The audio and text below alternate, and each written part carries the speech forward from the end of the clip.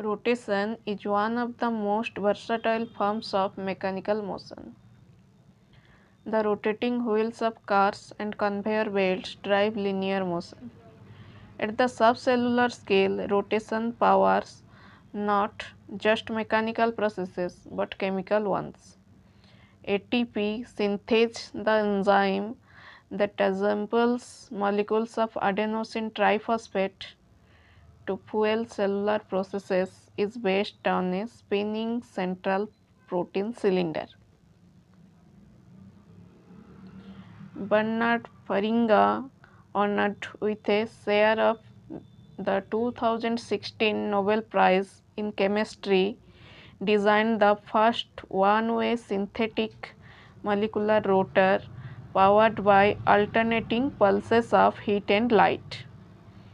David Ley and colleagues at the University of Manchester have synthesized several rotors that, like biomolecules, are fueled chemically.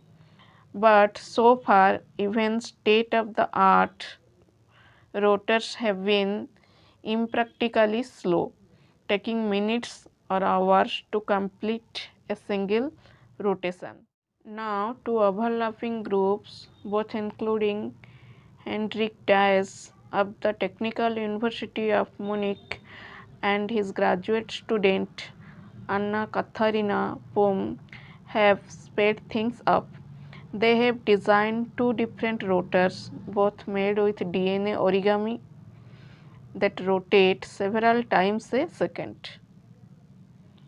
One described it works like a turbine that's pushed by the flow of the surrounding fluid. The other described it spins autonomously like a wireless electric motor powered by an AC electric field applied to the whole system. The advent of DNA origami is a testament to scientific creativity. In nature, DNA is an information carrying material, not a structural one. But because of the ease of programming specific interactions, single strands of DNA stick easily to their complementary sequences and almost not at all to any other. Researchers have repurposed it to building things. Dias and Cis Decker together synthesized the rotor as shown in the figure. A long bundle of 6 DNA strands with a small protrusion that allows it to dock to a nanopore in a silicon nitride membrane. When an ion current that induced by either a salt gradient or an electrochemical potential flows through the pore, the rotor starts to spin. To create the DNA motor, Dice and his lab neighbor Frederick Simmel looked into mechanism of Brownian ratcheting. The Brownian storm is an inevitable feature of the nanoscale fluid environment, but there are ways to use it to one's advantage.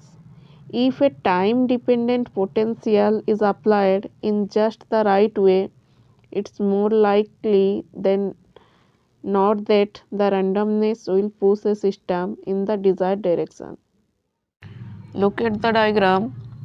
The motor is made of 3 DNA origami components: the rotor blade,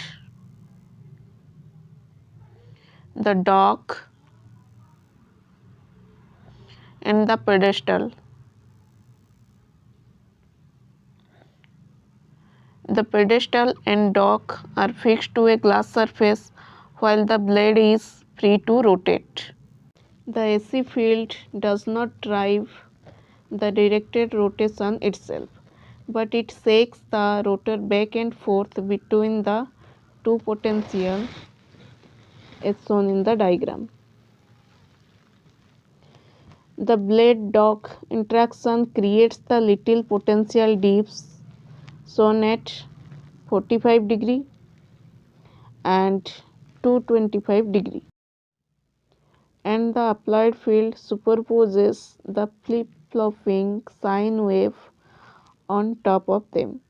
The symmetry of the combination means that when the rotor hops from one dip to the other, aided by the Brownian storm, it almost always turns in the same direction.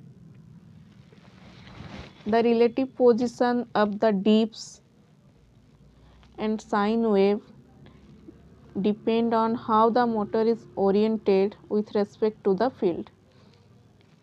In an ensemble of motors randomly scattered on a surface, all orientations are represented. So, some motors with the dips at 45 degree and 225 degree turn counterclockwise.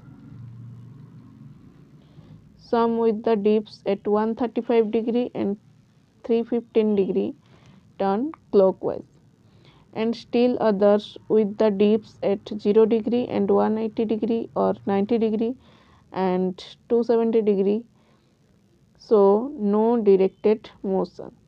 But unlike the turbine, whose symmetry breaking is random, the direction of any given motor can be controlled by adjusting the direction of the field.